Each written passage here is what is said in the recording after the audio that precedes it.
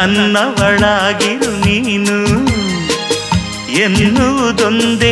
ಓಹೋ ನೀನಿರುವುದಾದರೆ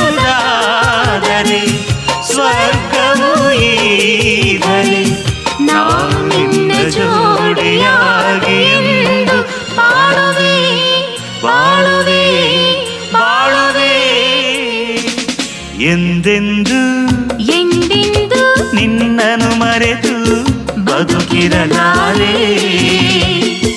ಇನ್ನೆಂದು ಇನ್ನೆಂದು ನಿನ್ನನ್ನು ಅಗಲಿ ನಾನಿರಲಾರೆ.